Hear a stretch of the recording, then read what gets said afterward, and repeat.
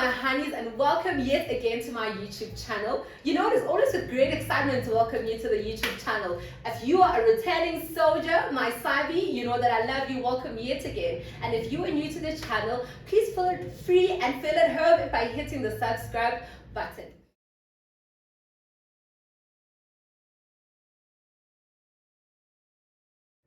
As we all know that month is themed to be meaningful conversations of March, it is with great excitement that I introduce to you Lindokuhle. Listen, if you are in the nursing profession, you do not want to miss this one. Sit down, feel comfortable because we are about to share some insightful information. Welcome, Lindo. Maybe perhaps let's start by you telling us more about you. Who's Lindokuhle? Where are you from? Before we get to the gigantic moves that you have made so far. Phew. Okay. Hi guys. Finally, to my YouTube channel. Right. I'm Lindokuhle. South African citizen. I think that's also very important to me to say. South African citizen. I am from Soweto, as you can see, and I am saved through the blood of Jesus, and I am a professional nurse by profession, but I was actually called to be a midwife. Young midwife. Okay, thank you very much. Now let's talk about Lindokuhle as a professional nurse. Is it something that you've always wanted to do? Whew. Okay. Oh, yeah. In honesty, I'm gonna be lying if I were to say yes. No, it was never actually just something that I had planned initially. Growing up, I just wanted to be a stockbroker, work at GSE, but you know, having to embark on subjects, then I saw that, you know, I'm actually not good when it comes to accounting subjects. I'm actually very good when it comes to science subjects. So my teacher at that time, when I was doing grade 9, usually they were applying for us in the high school that you want to go, and they actually applied for me to go to the science stream. And when I got there, I was like, okay, need to make up a decision. All right, I'm very good when it comes to biology, life sciences.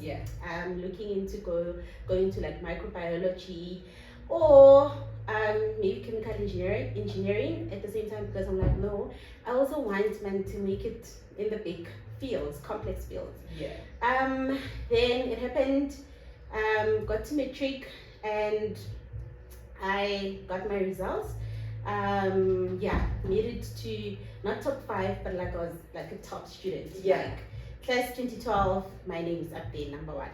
So, but I couldn't get enough funds to actually go to varsity, and then I got a call just when I was called out from the varsity class that I was in, because I already started thinking I'll dodge the system. Called out, you didn't pay your registration, so you need to go out. That very same day, I do not know how, that very same day, I was called to say that please come tomorrow to Bonaliseri campus wearing navy and white. And I was like, okay, I'm not understanding, like, wearing navy and white. Where are we going? Okay, cool. I called my mom. My mother was like, yeah, now we just got a call from Bara saying that you got accepted to do nursing. So you need to be there at Bonaliseri. We didn't even know where Bonaliseri is. We didn't even know Jeratom. We didn't even know that side, West Range of Joburg. So, and then I went there, and after, then I was actually like 4 weeks late in my class, but I had to try and make up the time for those accompaniment SCGs days and whatnot, but it worked out. But in my case, I'm not gonna lie, I had like community depression, whereby I was like, how? I am like a top student, guys. I'm not in top 5, I'm like a top student. Exactly. And I'm doing nursing. And people that are like, they're in verts, they're in UCT, they're in big varsities. So, but I think it's only now that I get to understand when the word of God does say that God actually orders your steps. Because I was flowing throughout my training. I'm not gonna lie, I was flowing throughout my training. there was a time where I was like, okay, maybe, if I were to fail, go back home, nothing. Like, no matter how much I try, but like, no, like, I would always get, that pass mark, move forward, move forward. So it wasn't actually part of the idea. I'm still shocked myself because growing up, so even now, like, seeing that blood, seeing that, that's those substances were just too much for me. I'm like, okay about it, and I really love actually being there for people and trying to make sure, being fast as well, to make sure that I was using like the public services, so I need to make sure that I try and minimize waiting time by being fast. So I actually enjoy it. I do not know if I would to explain why I can't, but like I really enjoy it. This is so lovely, and it's so refreshing because I've never heard this part of the story of your career. So this is very nice, and I can't help but think this is a testimony. I mean, from being cut off and immediately on the same day being called for something else. That is beautiful. It's a testimony on its own, and it reminds you of I think it's Jeremiah, right, 29, which says, "As the heavens are above from the earth, so are my thoughts for you." Because what you're saying that. But now you are finding it that you are comfortable. You can only be God, right? Okay, so please take us through your nursing experience. Where did you do your community? You said you were at Bonalisedi, right? Yeah. Okay, so Bonalisedi, and then where do you go till where you are today? Bonalisedi, it's actually under Bara. At Bara. Oh, yeah, Bara. So when I got to 4th year, a lot of people were actually choosing, because like I said, I was still struggling so much into why am I a nurse. I was like, no, first and foremost, I never want to work night shift. I never want to be in a hospital setting. So I want anything that has like primary healthcare. I want to be in a clinic. That's all I wanted. And then we were the first group whereby they introduced this new system whereby it's telephonically, you choose telephonically on where you want to conserve. Okay. So clinics are not available. Yeah, I think we were So clinics are not available, and I was like, oh my gosh, like God, if there's like a truck that's coming from nowhere, please, like I'm available, because I was like, I really don't see myself working such hectic hours. And I went, and then I googled to say that hospital is very close to home. Bara was the first one. I was like, now I'm being tested here. Helen Joseph, Helen Joseph, shout out to my guy. But one thing about me, as much as people may not see it, I am actually also afraid into trying like new places, change. As much as like I really don't show it, but like I'm just that person. Internally I'm nodding. So for instance, like having to be away from home, it really gets to me. So actually I actually called other professionals who were like our seniors to say whereby we met in other facilities while we were training. I was like, I'm in Soweto. Which hospital can I actually go to? Like not a hectic hospital. I want like a very small, I was even thinking of Yusuf Tatu, because I heard that Yusuf Tatu is not that easy. So I want to be there because I'm very lazy. I just don't want to be here. And at the same time, I was also like, no, Mina, I just want to be a nurse. And then I do not know how, but I think after the first and second year, I need to leave this profession. I need to maybe go back and do engineering. Like, and then there was like, okay, Southern is also closer and it's a level 1 hospital. How about it? And like, okay, cool. It's more or less like you have to do choosing it. And actually, Southern was like the 5th hospital. Is it? Okay. Because I was like, okay, I had already chosen like the other ones. So like, okay, cool, choosing that one. And then when the results came back, I'm going to Southern Hospital. And I was like, okay, cool. Searching from Google, it's like plus or minus 20 minutes to 30 minutes away from home. Okay, not so bad. Not bad. And but another thing is that I'm really not looking into moving to a rest. Like I said, one thing about being in a new space, it really gets to me. So I already by the time I had a car, so it was like, it's fine, I'll just be able to get there. And then when I got to Southern Hospital, just after we did our geographical orientation, we were like, okay, cool. It's a very nice small hospital. So I think I can survive. Now no more depression. I can be able to. Yeah. And then the matron said to us, every conserves that are starting here, we would usually give them choices on which department they're comfortable to work in, but currently we are short-staffed at maternity. Whoa! I was like, I do not understand.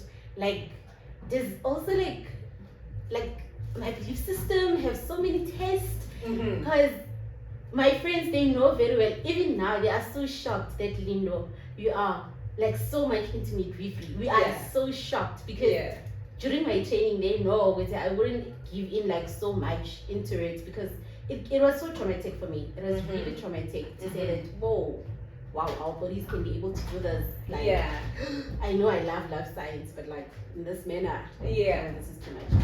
So then when I was there, first day, I was like, but I was promised that, okay, so when I went to maternity, as much as like I said, I felt like I got tested.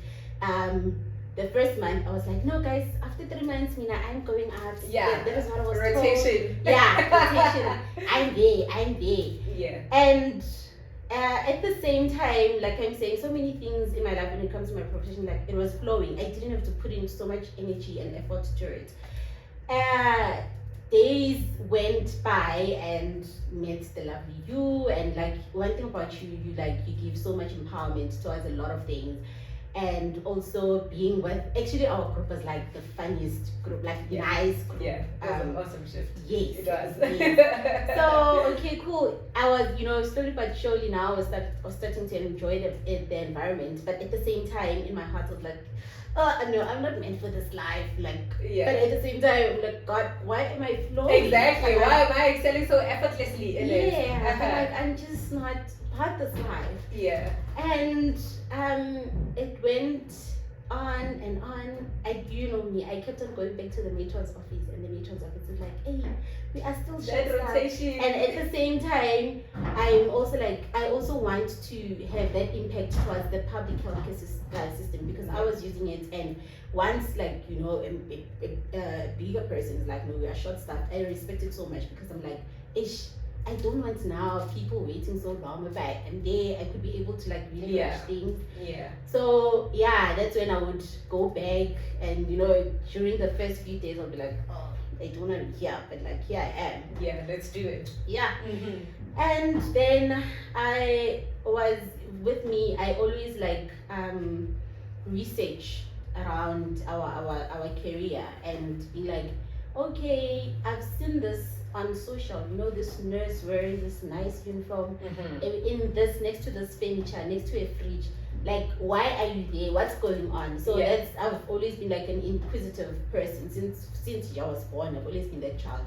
So wherever I go, went to clinics, went to like Discam, and I was like, okay, this is another type of nursing whereby we didn't know it existed, and I made more research about it.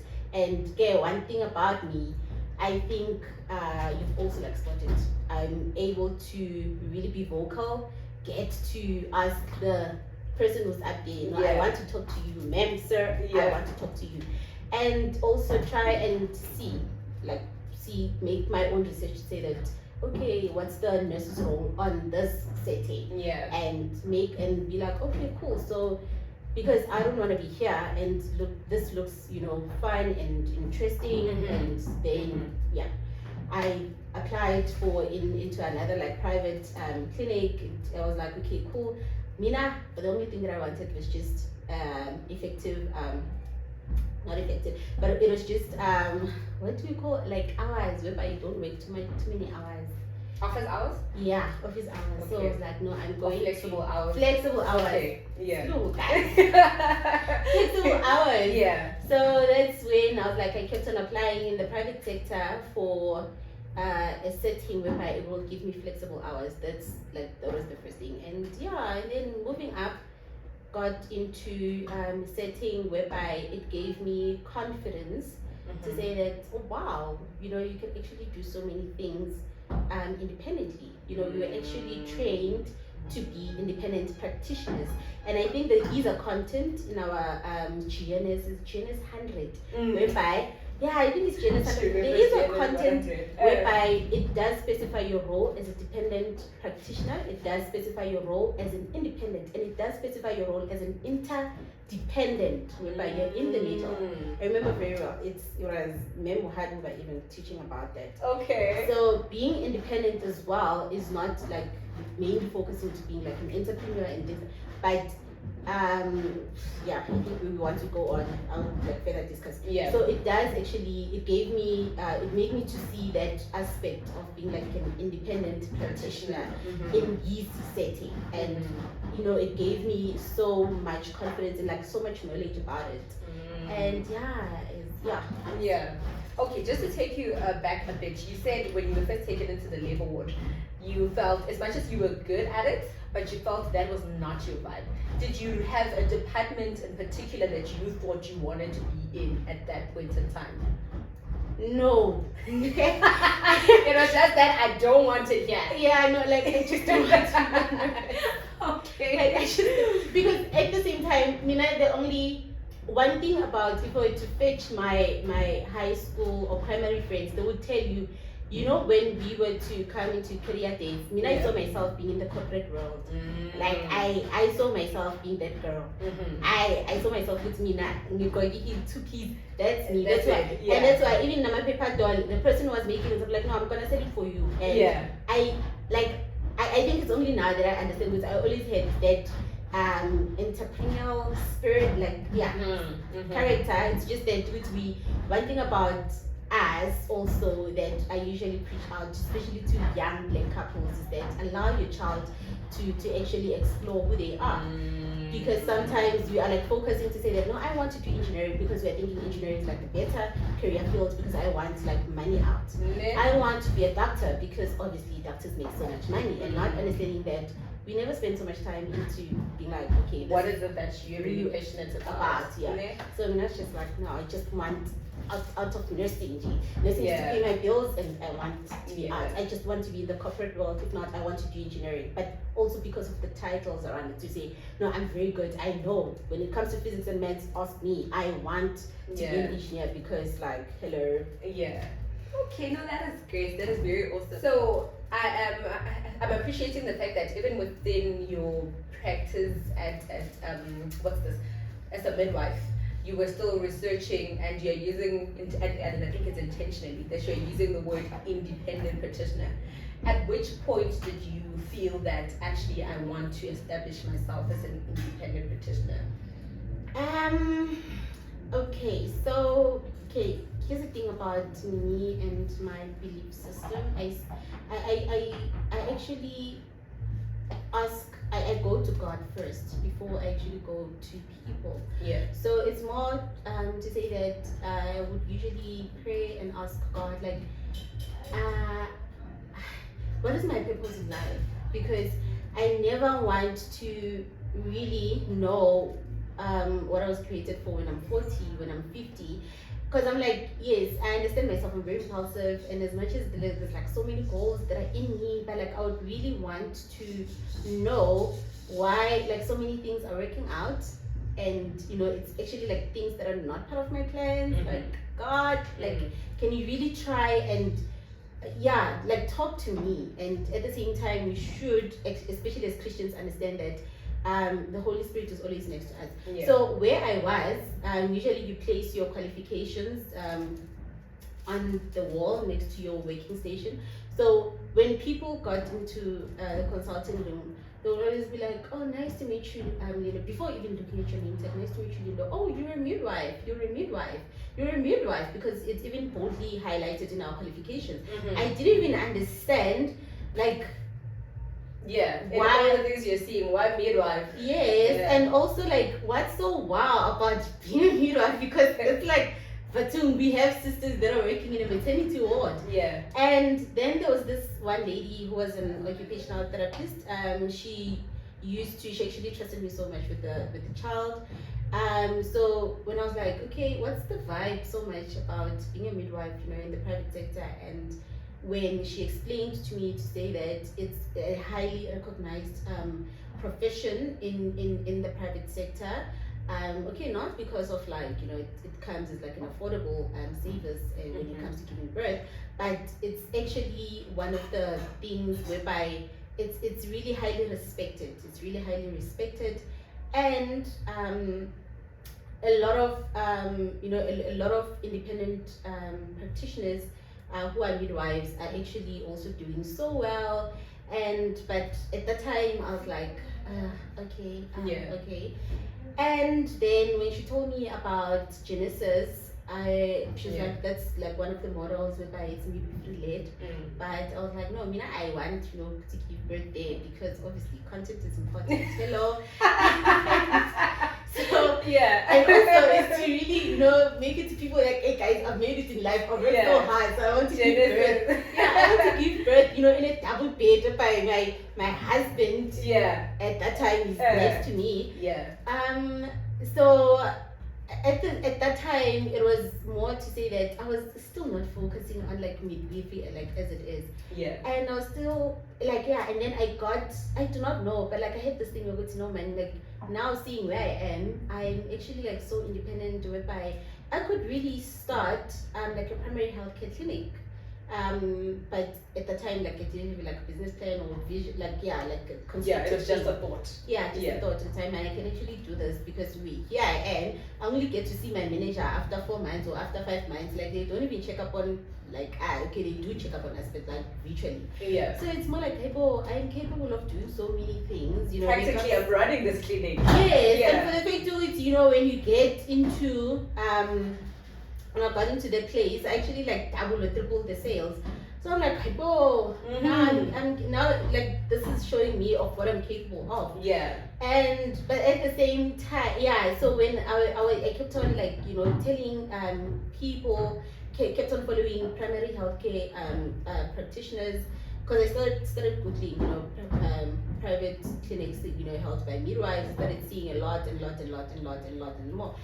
But there was just like something saying that a lot of people would, whenever like they see my qualifications, especially like independent practitioners, especially on those locations, they kept on being like, you're a midwife. I'm like, but like, what's the wow about it? Man, I'm here. There was even like one lady who's a wound care specialist, and she was like, wow, And when she's a pastor as well. And she actually explained to me like the role of me, but she's not like a midwife. She's just a registered nurse. And she explained to me like the role of like a midwife and things, and I was like, wow. We don't even know that being a midwife actually is it's like a greater calling. It goes beyond you being trained for it. It goes beyond you actually being exposed to it.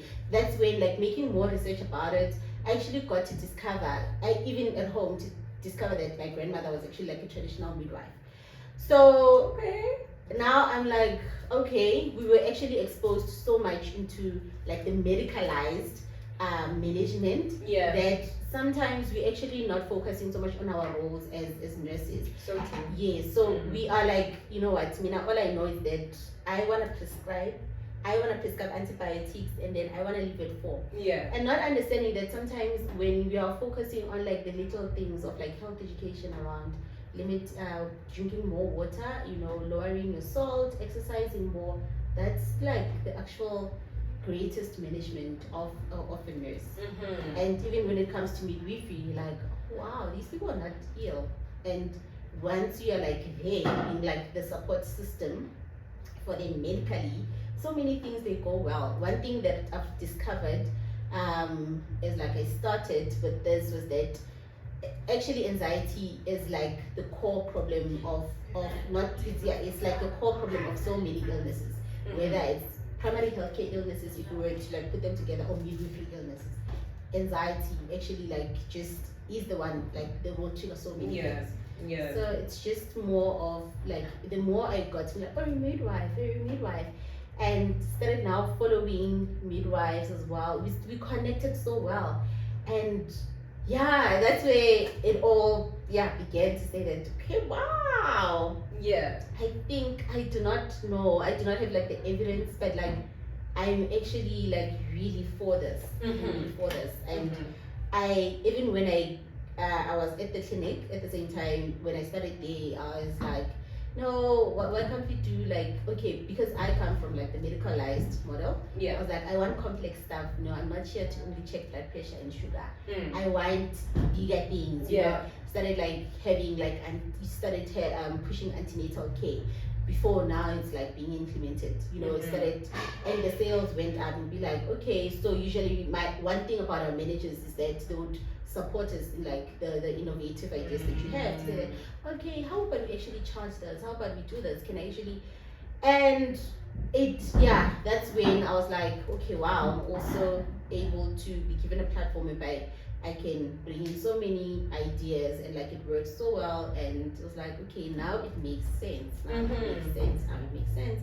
And be like, okay, from being rejected, you know, from there to horse, and now being in a place whereby my boss is like, Lindo, as long as you know that you're doing anything within your scope of practice and you're not overcharging the client, we are happy. Nick? Yes. So now you have this bigger clientele that is coming, which is not what you actually had anticipated when you started. When do you now take it out from your grandmother's house and say, okay, now I want to run a clinic? I actually saw that one thing about, if I were to I were to lie, guys, if I were to actually say that there is just like so many things that would be deposited to say that, oh, okay, you know, I would go find myself maybe going through socials and seeing something around marketing, going through socials, seeing something around finances. And then, you know, like with marketing, I actually was reading this other article, and this person was also saying that on how it's also like important it is to actually invest in your environment, whereby maybe you sell it like a spaza shop, you know, you make it to be like you make it close to your vision, like your environment actually has to be close to your vision. You know your vision, you know your mission. So it's something that has like, it has to be linked. Yeah. You can't say that, oh no, maybe I want to make health, I want to promote health, but at the same time you are maybe not using your socials, you're not using a place whereby it can really promote that health. So, and I was like, okay, wow, so now I really need to also start investing into moving from mobile and using my grandmother's space to actually move into like a medical center. Also, because should we also anticipate like maybe emergencies, things like that, or maybe we need like certain medical equipment, then I know that I'm in a facility whereby everything is accessible to me. So I need to also go into that space. And one of the mission statements is to actually try and really make but it is to actually try and make people to be aware about midwifery, especially GPs. Especially GPs. So I was like, it would also be very good to try and venture go into this medical center, as I also want to make this GP aware about who's a midwife, you know, because some doctors, they think just because you're a midwife, you know, you're just there to actually deliver the baby. They do not understand that working with the mom, this is what you do, this is what you yes. So then I decided to actually have a conversation. He's actually my GP. Decided to have a conversation, and he was loving the idea. Like I'm saying, guys, I do. Like, if I were to talk about my struggles on this journey, the only struggle that exists is just the facts. The facts. So, but above everything, for me, like, it really flows, and she was loving the idea, and we had a deal to say that you do this, mostly you do sonas, because like I'm saying, for me, I'm focusing on a model that's not medicalized. I'm focusing on a model whereby I'm there for the mother in all aspects, and medically, within my scope of practice. And then for other things, there's people within that have to actually go in. Okay. So now, there are, do you call them entities? Yeah, entities like Unjani and many others that I don't know of. Yeah, yes. Yeah. I mean, anyone could have thought it along those lines. Why was it important for you to establish yourself independently and not go via that route? All right. So, yes. One thing about those networks, they are primary healthcare focused. Okay. And hence I said to say that one of the missions, the goal around having this practice is to really make people aware about midwifery. Sometimes you may think I know what midwifery is because I finished that huge book in 2 years. Yeah. And we actually not aware about midwifery. And you just know that just because you bring an Atlantic patient, I know how to handle. I know how to manage that. Then I know midwifery. Yeah. And you don't understand that there are so many aspects that you have missed. And those networks are actually bringing out like very affordable primary healthcare services to our community. As you know that we, especially like locations like Soweto, Tsakani, and other like it's like low socioeconomic communities. So you really can't afford. Even I myself, not gonna lie, I have to budget for like a doctor's consultation, like 700, 600 rands. So it's really bringing down like affordable services to our community. So, but at the same time, the antenatal care that's within that network, it's not. It's good. It's very good. It's very safe for women and it's very affordable for women. But at the same time, it's focusing mostly on like primary healthcare illnesses as compared to like the pregnancy journey on its own. And for me, like hence I said I started making like research, especially around antenatal classes. Yeah. Because I was like, why do other women actually have balls where they jump on and then right? We don't have that. Exactly. Like we want that. Right, you need to pay hefty amounts to go to your suburban areas. Yeah, Packhead, Rosebank, yes. Yeah. Because I'm like, yes, they do have a very safe and nice antenatal care that's being rendered there. But at the same time, there's just not much support towards pregnancy except the medical management around it. Okay. Was it an intentional decision to have your practice in Soweto? Yes, definitely. It was. No, we also deserve Rosebank in Soweto. Why not?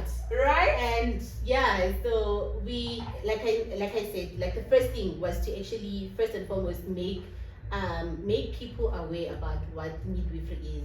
And once I'm up there, trust me, I also want to, you see how like Unjani and like other networks, we should also have midwifery networks, whereby it's networks that are like focusing on midwifery. And we're going beyond the person coming for their antenatal care, but it's actually people, young midwives that I feel, once you know that you're passionate about this, you being empowered to say that this is what you could really invest on, and not sometimes focusing so much on the medical management. There's like so much, and there's even like other people whereby they're so good when it comes to interior designing. I'm like, you know what, you could actually work as a nurse, you could actually invest in your skills into ending up you designing practices, into you designing photography, into you are a good makeup artist. Maybe that there's a mom like me, I tell people that whichever guy that wants to me, they have to know that I want an eyelash, I want my eyebrows when I am not giving birth, because I want photos for that. Exactly. So I'm gonna be needing a makeup artist.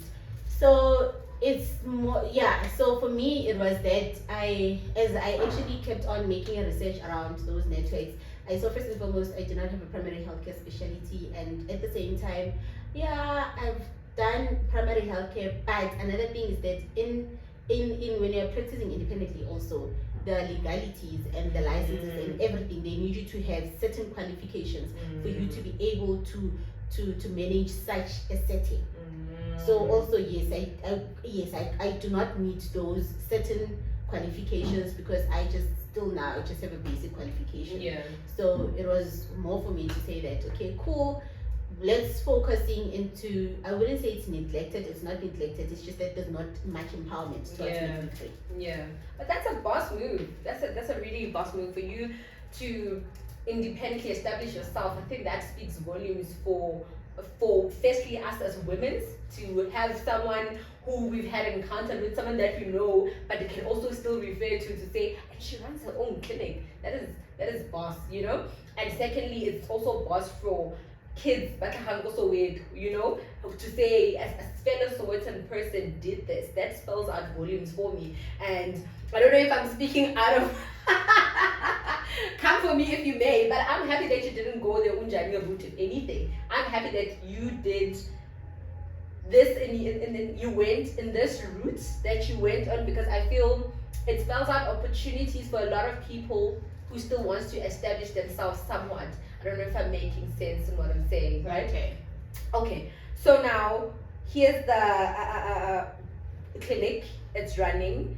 You have growth aspects on it. We are seeing it on your socials. You're making moves every week, and we applaud you for that. What is your ultimate vision for your practice? All right. Yeah. Yes. Okay, so here's another thing about I think maybe a lot of people would, really expect for one to be like, no, I want it to end up being like a birth center, to end up being like a Genesis. But hence I'm saying that we need to understand that with this, our profession, there's like legalities that has to be really honored and respected. So, having like a birth center, first and foremost, it needs a huge support. You just don't wake up and be like, no, I've just got a bed so anyone can just come in. You have to go through the route of really applying for licenses to turn the facility into like a safe birth center, and then like inspections have to be done and things like that.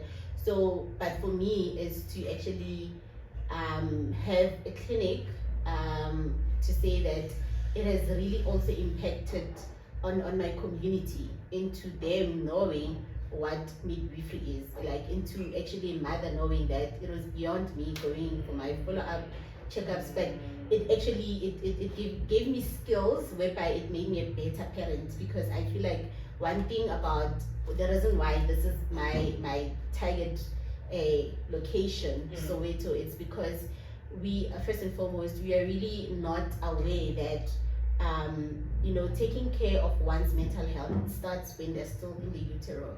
And also as a parent, there are certain skills whereby you can actually acquire from a very good support system. You can actually acquire from very good support, because sometimes you think, oh no, just because you're a parent, it comes naturally for you to be able to handle so many things. And that's why we find that we have cases of like postnatal depression, but because thing is, one thing about our race, we don't report such. So you may find that it was just not, and later on we ask ourselves, why has this child not bonded so well with the parents? And we don't understand that there wasn't enough support from the utero. And also a lot of people even wouldn't know that I actually can have a midwife during my journey, and it doesn't mean that I cannot see my gynae as we need this. From the laws, you definitely have to see a gynae. But to low risk pregnancies, one thing that I really love about World Health Organization is that it works on studies, and it does say that 2 to 3 gynae visits in your low risk pregnancy until something up is detected.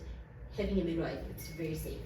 You are making us question our hospitals to say, imagine only 3 within. Yes. So it's more of to say that we really need to empower our communities around this, to say that, guys, as much as the private sector had to exist as well, because you need to understand that it also helps the public sector with people, but at the same time, we need to empower our communities to take good decisions towards their health, and not take decisions to say that, oh no, just because they're saying this is safer, and because currently as a developing country, we are facing like a high rate of cesarean sections. So World Health Organization is asking that, like, how Like, how do you get to sponsor your medical, your healthcare system, whereby it's got like 70% cesarean sections, and you know, a cesarean section is like very expensive, honestly, because you need specialists to be in the setting.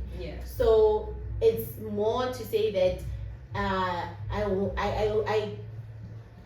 aim for the clinic to actually be having like more people that are empowered, having more people that are empowered, and also having more colleagues that would really start their own networks to also empower their communities on where they are. About actually midwifery and also supporting our people. That is beautiful, and I feel like it speaks to your passion about it, to say when someone is running something that has finance in it, you would think when you say vision, you would want your genesis, you would want, but to hear you speak about the people and wanting them to be empowered and have full holistic care, that to me speaks to your passion, So this is what I said when I texted you the other day, to say we are led, there's a country of nurses who are looking at you and applauding, to say these are big moves, I mean, here you are, a born-free, that is shying away from saying your actual age, a born-free, right, who has branched out and is doing so well at it, and we can see God's grace and your passion written all over it, So there's a nurse maybe who's sitting and looking at this and thinking, this is very empowering. What would be your words of encouragement to somebody who says, actually, I'd like to walk down this route that you have taken? All right. First and foremost, I usually tell people that our desires as people will never be the same. And also, you need to find yourself, be aware about yourself. Once you are aware about yourself, you will be able to understand like certain phases in your life or certain things in your life, and you will be actually also be able to interpret like your purpose in life, to say that, okay, now because I'm good in this, let me try and explore and invest in this and see that I could actually do this and this and this. But here's another important thing as well. Do not go into entrepreneurship because first and foremost, you are tired of the hours that you are waking. Or you are maybe seeing Mumamelo is now driving like an M4. I receive it. After an M4, after starting the business, it's 4 years down the line.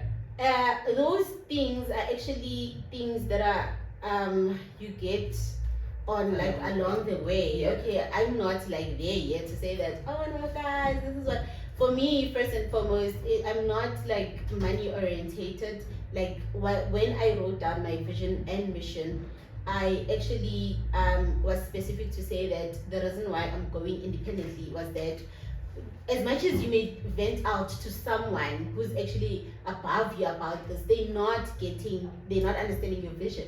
So I went independently to say that I just really want to push for my community, including my colleagues, to say that, guys, as young nurses, first and foremost, I having to interact during my training, having to interact with like older nurses, and being like, you're at this age and you're still here. Like, I understand our profession doesn't have money, but are we created to actually suffer so much, especially financially? Though there may be so many things that are limiting us, especially our race, but I saw that certain things in life, they actually go with sacrifices. So usually I say that be aware about yourself. Do not go into being an entrepreneur because you're envying someone, because you need to sacrifice. I think you saw Velo from my status. Sometimes I work like 46 hours in a day, and people get shocked. Okay, with me, I'm like, okay, it's all through grace. But at the same time, once you sleep, like I would sleep for like 12 hours, 3 hours, and that's dangerous. That's dangerous because I could stop breathing. And you also you need to for me, I'm Christian, so I actually always ask God to show me on where I need to be, like, okay, fine, as much as where I had discovered my purpose, but like really help me out around this. And another thing is that God says, bring all your anxieties to me, and trust me, I will guide you. Yeah. And you plan out. You plan out, you write your vision and mission, and also you plan out also welcoming and also shadowing people. It's part of the planning, and also financially as well. That's like the biggest advice that I tell people, that you also need to save so much financially, because it's so expensive. It's like medical equipment are like really expensive. There's something whereby when it's not yours, you use it otherwise. Yeah. Like when you have to buy it, like this small machine is like 2,000 rand. So you have to actually also go into take certain financial risk. As much as there is dangerous, hey guys, I'm not saying you need to go and take that loan, but there are certain financial risks that you need to take. For instance, you leave your current workplace but you have made a plan around whichever your pension funds that you're gonna get from there. Like it's planned, and at the same time, for me, it's like pray about it. You pray so much about it, and if God doesn't want you to be there, your application to resign will be rejected. And you may not understand, but later on you'll be like, I was actually saved, because maybe my plan could have not worked out, and I could have, maybe that money could have not. But at the same time, I say that also be open into not getting the results that you want immediately. It's a journey. It's be open to accept those mistakes that you make, and sometimes emotionally it gets to you. Like emotionally, you need to really be very strong, and so it's being aware, self-awareness.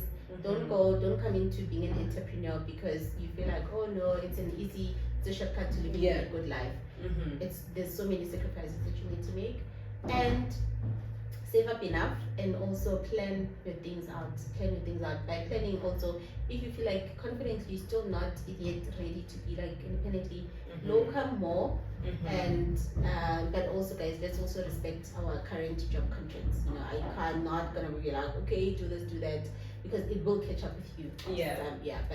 Like plan things out to be like, okay, cool. I've been seeing, like with me, Unjani, I also got to be exposed so much to that model, because I used to apply for no coming there to be like, I want to see this setting, this model, how it is. I do not know how, but I love money. People would know I love. But when I go into those things, I make sure not to focus on the money, but I focus into it has to give me the fruits that I need to be able to walk another 112 kilometers. So it's really more to say that you make up your research around it, and you start spending. Also, guys, with me, I pay for coffee dates. Now I want to ask Mamela, how do you draw that eyebrow? Guys, you can't just be like, oh Mamela, how do you you need to also, when I'm tired, Mamela, can I please take it out to Mike and Bean? And then when you get there, since I did breakfast, when it's on me, but was on jail, when you want to be in someone's heart, trust me, guys, it's the easy way. For me, I'm like, okay, can I kind of like take it out on a date, coffee date, lunch date, white date, and then from there, then we start like I also need to be intentional. I can't just go there because oh no, I want to upload. Oh no, I met this midwife, this famous. No, but it's more of like the conversation have to actually give me the fruits that I need. Like I'm saying, for me, it's a journey. So I need to with the stops that I get along the way, I need to know it's okay, cool. This is what I got from here. This is what I got from here. This is what I got from here. Thank you so much, Linda. This is very insightful, and trust me, listening to this, it was all just aligned. You know what they say, it's a setup for greatness. God has just set this up. Everything happened differently, but it was all in alignment to where you are today. So We are motivated. I've told you this before. We are greatly motivated. All the best going forward. We wish you nothing but success. And I'm ridiculously happy for you, you know. And yeah, thank you so much for your time as well. Thank you for your businesswoman. Yes, and one last one, Yeah. guys, the most important one. Yeah. And I think I'd also share. You also need to start. If you want to start immediately. Use what you have. I gave an example about for people that are content creators and you want a studio. Use that room, use that bathroom that doesn't have locosa as yet. You buy those small nyana equipment and you turn it into you know, that small studio that you want. You use what you have, because sometimes I feel like we thinking yes, like be like, okay, I want, if I want to have a house, you start small, buy 1 room, 2 rooms. You can't just be like, no, I want like a double story 11-bedroom house just like that. You start small. If you want to be like, no, I want to work in an office, turn your study locals into that office and yeah, so you use what you have. Do not invest in that small and be like, okay, this month I bought you want to have like a flower business. Oh, this month I actually bought vases. This month I actually bought this type of flowers. This month I bought this type of business. So invest into being there. You don't wait to get your pension, because I think maybe most people will be like, no, I'm not getting resign from the government. My money's and do this. You'll end up making so many wrong financial decisions. But just start small, like from your salary. If I'm getting 10,000, let me be like, okay, from this 1,000, what can I buy? Let me get a blood pressure machine. If you want to be a nurse entrepreneur, or if you want to be a fashion designer, let me buy material, and then you start with what you have, slowly but surely. Right. Okay, was there no demand? Oh no, sorry. No, no. Oh, okay. Alright, thank you. Okay, so from the nurse entrepreneur herself, you have heard. Start where you are with what you have before you get to where you want to be. So now, for the last few seconds, you are just going to talk about your practice. Where can people find you, be it on the socials or the practice? This is the platform. Okay, for now. Alright, but for now, currently I'm in Soweto. I'm at Vilakazi Healthcare Center, just up the road, Vilakazi Street. And with my socials from Instagram, we have a page, Blooming Grace _ clinic, and it's the same with Facebook as well. And or you can just go to my personal one, and then you will see the clinics tagged there. Okay. Yeah, tagged there.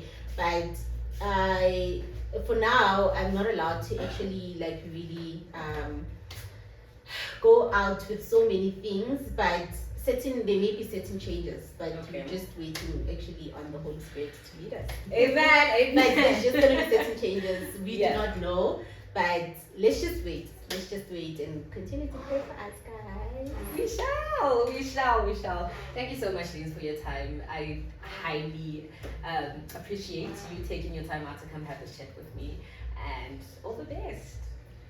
Thank you. Hi guys, I actually forgot to discuss the most important thing in that interview. I think I was so excited about Mamelo. Yeah, so you actually, after what you've done down your plan, actually go into registering the business. You can actually use your home address until you locate like the specific place where you want to place it. Open a business account, and then from there you can go to BHF and apply for a practice number. So you just go to the website, and then you select application for a practice number, and then you select registered nurses, and have fun. And if you also need help around that, you can invite me for a coffee date and spoil me.